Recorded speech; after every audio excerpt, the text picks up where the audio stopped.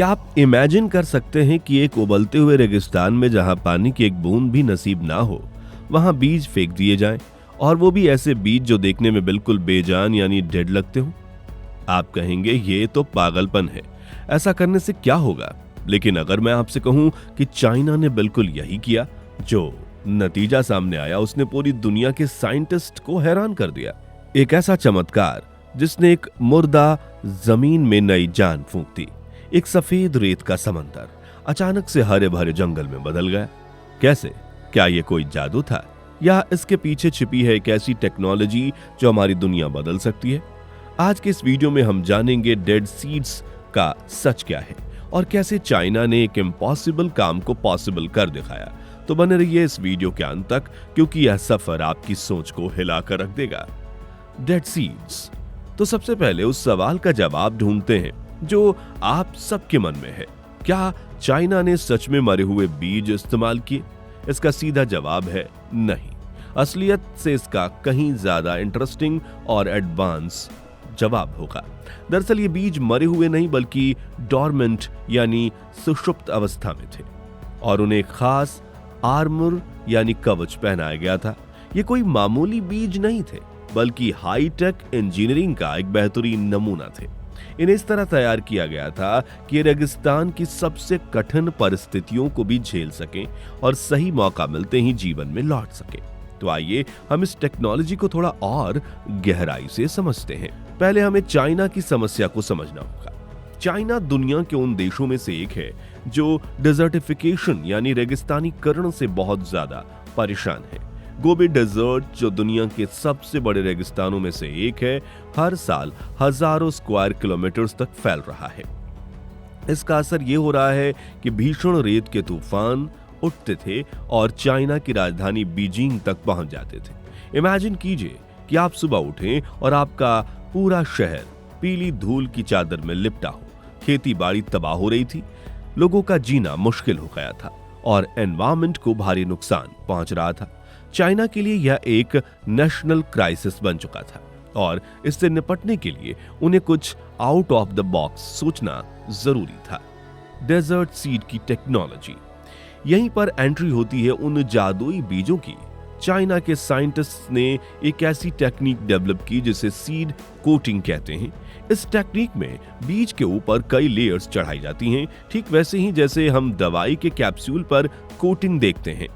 ये कोटिंग क्या करती है? सुरक्षा कवच। पहली लेयर बीज को रेगिस्तान की तेज धूप, गर्मी और कीड़े मकोड़ों से बचाती है, और यह सुरक्षा कवच की तरह काम करती है।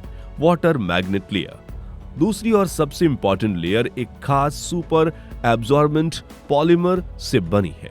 ये एक जादुई जेल जैसा मटेरियल है जो अपने वजन से कई गुना ज्यादा पानी सोख सकता है। जब भी हवा में थोड़ी सी नमी होती है या सुबह के वक्त ओस गिरती है, तो यह लेयर उस पानी को तुरंत सोख लेती है और बीज के चारों तरफ एक गीला वातावरण बना देती है। इससे बीज को अंकुरित होने के लिए जरूरी पानी मिल जाता है, बिना किसी अलग से सिंचाई के। Nutrients lunch box. तीसरी लेयर में बीज के लिए जरूरी पोषक तत्व यानी कि न्यूट्रिएंट्स और नाइट्रोजन, फास्फोरस और आवश्यक मिनरल्स होते हैं। ये बीज के लिए एक लंच बॉक्स की तरह काम करता है। जैसे ही बीज अंकुरित होता है, उसे शुरुआती दिनों में बढ़ने के लिए बहुत सारा पोषण इसी लेयर से मिल जाता है। तो इन बीजों को हेलीकॉप्टर या ड्रोन से रेगिस्तान में ड्रॉप कर दिया जाता है।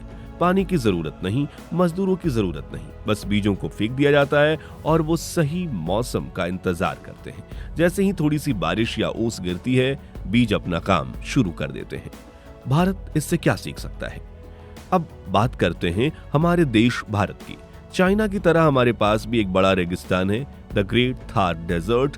राजस्थान, गुजरात और हरियाणा के कुछ हिस्सों में रेगिस्तानीकरण एक गंभीर समस्या है।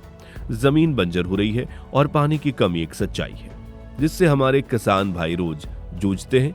तो क्या हम चाइना की तरह इस टेक्नोलॉजी से कुछ सीख सकते हैं? बिल्कुल सीख सकते हैं। हमारे देश में भी इस दिशा में काम हो रहा है। जोधपुर स्थित काजरी central arid zone research institute सालों से रेगिस्तान में खेती और वनीकरण पर रिसर्च कर रहा है। हमने इंदिरा गांधी कैनाल जैसी परियोजना से राजस्थान के कई हिस्सों में हरियाली लाने का काम किया है। यह हमारी अपनी सफलता की कहानियां हैं। लेकिन चाइना की यह सीड कोटिंग टेक्नोलॉजी हमारे लिए गेम चेंजर साबित हो सकती है। हमारे साइंटिस्ट इस टेक्नोलॉजी को भारतीय परिस्थितियों के अनुसार बदल कर इस्तेमाल कर सकते हैं। हम अपने लोकल ड्रॉट रेजिस्टेंट पेड़ पौधे जैसे खेजड़ी, रोहीड़ा और बेर के बीजों पर ऐसी कोटिंग करके उन्हें अरावली की बंजर पहाड़ियों या थार के रेगिस्तान के इलाकों में फैला सकते हैं। इससे न सिर्फ एनवायरमेंट को फायदा होगा बल्कि लोकल कम्युनिटीज के लिए रोजगार के नए अवसर भी पैदा होंगे। हमें इस तरह के इनोवेशन का बढ़ावा जरूर देना होगा और मेक इन इंडिया के तहत ऐसी टेक्नोलॉजीज को अपने देश में ही डेवलप करना होगा। China secret strategy. दोस्तों, ये कमाल सिर्फ इन हाईटेक बीजों की ही नहीं, चाइना की सफलता के पीछे पूरी वेल प्लान्ड स्ट्रेटजी थी। उन्होंने स्ट्रॉ चेक्स बोर्ड्स या इस नाम की एक अनूठी टेक्निक का इस्तेमाल किया। इसमें वो सूखी घास फूस या पुआल रेत के ऊपर छोटे छोटे स्क्वायर का एक ग्रिड बना देते हैं। ये ग्रिड रेत को उड़ने से रोकता है और जमीन में नमी बरकरार रखता है। जब इन चेकर्स बोर्ड्स के बीच में वो कोटेड बीज डाले जाते हैं तो उनके सफल होने के चांसेस कई गुना ज्यादा बढ़ जाते हैं। इसके अलावा उन्होंने उन पौधों को चुना जो रेगिस्तान में आसानी से उग सकते हैं, जैसे कि सैलेक्स, पॉपुलर और लियोराइस। ये पौधे न सिर्फ रेत को बांध कर रखते हैं बल्कि जमीन की उपजाऊ शक्ति को भी बढ़ाते हैं। ड्रिप इरिगेशन जैसे पानी बचाने वाले तरीके का भी जमकर इस्तेमाल किया गया। ये सब मिलाकर एक ऐसा इकोसिस्टम तैयार हुआ जहां एक बार पौधे बड़े हो गए तो वो खुद ही जमीन में नमी बनाए रखने लगे और नए पौधों के लिए माहौल तैयार करने लगे। Final result of dead seed. और अब बात करते हैं उस नतीजे की जिसे इनसेन कहा जाता है। चाइना के कुबुकी डेजर्ट और शाईहाबा नेशनल फॉरेस्ट पार्क इसके जीते जागते सबूत हैं।